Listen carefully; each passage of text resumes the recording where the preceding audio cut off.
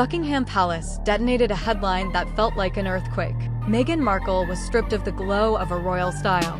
Those sentences ricocheted through courtiers' offices, newsrooms, and sealed corridors all over Britain. This was no stray leak, no half-heard murmur. It arrived as an official thunderclap linked to the fiercest controversy to scorch the crown in a generation. The shockwave wasn't about Meghan being named in Epstein's sins. Instead, it traced back to the long, inky silhouette cast by Prince Andrew, a prince whose path crossed that world for far too long. And because Meghan married into this dynasty, and because she was coming. For ages, Meghan Markle had worn Duchess of Sussex like a crown within a crown. It was her banner, her business card, her body armor. But with old allegations screaming back into the spotlight and the monarchy cornered like never before, the gloves came off. The word from behind gilded doors was blunt. The title would no longer be her refuge. And the architect of that shift wasn't lawmakers, but the heir apparent himself, Prince William. That's the fuse that lights this saga. Once titles seemed immortal, sacred, immovable, surrendered only by choice. Then a single page rewrote the rules. One dry instrument, a letter's patent, and the House of Windsor felt it buckle. At once, when Andrew's downfall detonated under the weight of the Epstein ties, the hush money, the cover-ups, the humiliation, the palace began to suffocate under the heat. Something had to break. The crown could not survive while a prince drowned in scandal and still wore royal color. So a silent switch was flipped inside the system. A revised letter's patent emerged, and it carried a devastating surprise. Rank could now be revoked without consent. No negotiations, no approval. This was the switchblade William had been waiting for. Before this, a royal like Andrew could dig in his heels and cling to a crown forever. Not anymore. Now the throne could reach out and rip it away with ink and authority. It shattered a sacred illusion. Harry and Meghan's styles could now be undone on command, whether they resisted or not. And when William ascends, that authority transfers directly into his palms. And with that power sealed, the road ahead became brutal and unavoidable. The mystique was over. The countdown had started. Inside William's future reign, there would be no untouchables, not friends, not blood, not even a brother.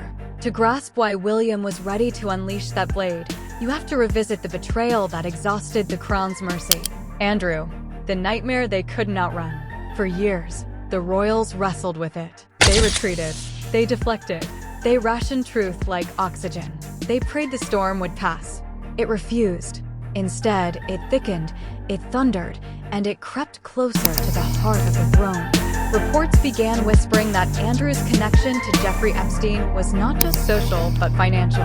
The story widened into claims of private encounters, secret arrangements, and choices that should never have been made. Then something even more explosive surfaced. Accusations that Andrew had leaned on law enforcement, even Scotland Yard, to insulate himself from exposure by turning suspicion onto others, including Virginia Roberts. This went beyond disgrace. This hinted at rot. This was a royal wielding his status as both armor and blade. Then attention snapped to Fergie, the smiling duchess the public once dismissed as harmless, now accused of taking money linked to Epstein, possibly far deeper than anyone had imagined. Insiders claimed Epstein quietly funded her lifestyle for years. She was stitched to Andrew's world, and Andrew was bound to Epstein's. Overnight, this stopped being gossip. It became infection. A palace drowning in stories of exploitation, dirty money, manipulation, and silence. The people erupted, lawmakers tensed, and the palace panicked. Everything collapsed when private briefings revealed just how badly Andrew had damaged the crown from the inside. This wasn't publicity failure. It was existential danger, and William finally understood it. If one royal nearly burned the monarchy to ash, what would several do? Andrew wasn't an accident. He was a signal flare, a warning that a system where titles lived forever was a ticking bomb. That was the moment William drew the line. There would be no second Andrew. And that meant every title, past or future, without accountability would face extinction. When Andrew faded into disgrace, the palace scanned the horizon for the next threat. And in hushed rooms, one answer echoed louder than the rest: Harry and Meghan. Not for crimes. Not for Epstein. but for something the monarchy dreads even more: loss of control, power. Even after walking away from royal life, Harry and Meghan never let go of the names. Duke and Duchess followed them into contracts, memoirs, streaming deals, interviews, and stages around the world. Their royal stamp didn't disappear, it transformed into currency, a brand recognized on every continent. And to William, that wasn't legacy, that was a live grenade. Why? Because titles are keys. Titles unlock rooms. Titles manufacture authority. Even if Harry and Meghan swore silence tomorrow, the palace believes something deeper remained. When the spotlight dims, when deals dry up, when relevance wavers, those names could be spent again, for influence, for leverage, for survival. And every time those titles were spoken aloud, the crown was yanked into their orbit, their choices, their headlines, their chaos. The palace held zero control, yet absorbed all the fallout. Insiders say William saw it with brutal clarity. If Andrew proved what happens when a title rots in the wrong hands, then Harry and Meghan were the next potential fault line. Their fame wasn't built on duty. It was built on narrative. Books, series, podcasts, tours, keynotes. Every word they released echoed worldwide. Not because of who they were, but because of what their names implied. Duke, Duchess, Royal. And so the verdict became unavoidable. Cut the wire now. Strip the titles before they become tools. Before they ignite a future scandal. Before history resets itself. In William's calculation, losing 2 family members was survivable. Enduring another implosion? Maybe not. And the only shield left was final. Remove the titles and silence the risk forever. But as this storm gathered, another shift was unfolding within the palace walls, quieter, but just as dangerous. King Charles was diminishing, not in body, but in command, in confidence, in weight. Doubt began to follow him like a shadow. Whispers spread he ruled too gently, too cautiously, too undecided. He chased harmony instead of control, stability instead of force. And the crown bled for it. He wavered with Andrew. He stalled with Harry. He delayed with Meghan. And in that hesitation, damage multiplied. Sources claimed Charles retreated inward, guided heavily by Queen Camilla, ruling from a shrinking bubble instead of rising as a monarch. And as his health drew watchful eyes, one question whispered louder by the day: was Charles strong enough for this era? Behind closed doors, Parliament stirred. Advisors clenched their jaws. The crowd outside the gates was restless. Some even murmured the unthinkable abdication. The possibility that this reign might end sooner than anyone ever expected. Inside that pressure cooker, one presence began to dominate the room like a lengthening shadow. Prince William. He didn't move by emotion. He didn't lead with nostalgia. And mercy was not his compass. He recognized what Charles refused to see. The crown cannot run on softness. It requires force.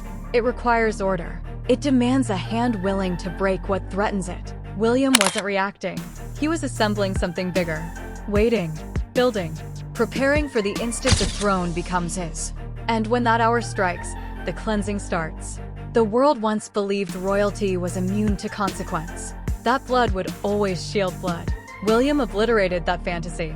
Insiders say he's prepared to remove honor not only from cousins and brothers, but from his own children. Princess Charlotte, Prince Louis.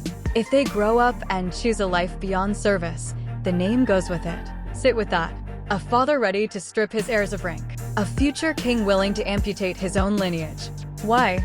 Because in William's eyes, royalty outweighs genetics. Duty outweighs affection. Institution outweighs inheritance. To him, titles are not gifts, they're contracts. And a contract broken is a title lost.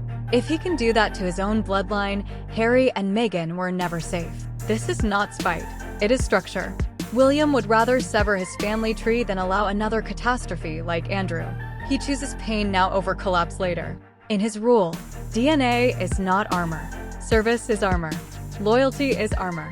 And if you abandon that oath, you abandon the name. No loopholes. No mercy clauses. Not for a brother. Not for a sister-in-law. Not for a nephew or niece. This is the frostbitten truth William has delivered to the royal world. Stand with the crown or stand alone. Step away and the crown will never chase you. Somewhere within the palace, behind thick doors and thinner trust, The monarchy's future waits without a sound. Documents stacked, a blueprint drafted, tools designed to erase a royal existence with ink alone. The atmosphere inside the institution has shifted. Dense, electric, like a sky holding its breath before lightning falls. Because everyone inside knows what's coming. The era is turning. William is no longer the man in waiting. He is the pressure front moving toward the throne.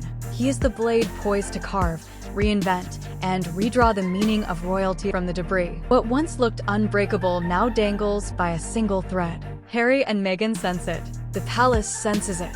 Even the public feels it in the air. A timer is running. Quiet, relentless, inevitable. And soon, the day will arrive when William steps into the crown.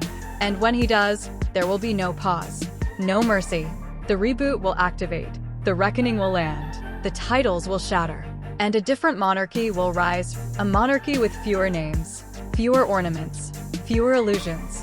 One forged in discipline, not emotion. And somewhere far from those stone walls, Harry and Meghan will watch their royal past dissolve like fog at sunrise. No duke, no duchess, no throne-bound identity. Just two people standing in the open world, carrying a name few ever remember, Mountbatten Windsor. And when the echoes fade, one question will haunt the history books. Was this the moment the crown saved itself? Or the moment it finally destroyed its own family? Because the tempest hasn't passed. It's only gathering. And nothing, not status, not lineage, not legacy, can hold it back now.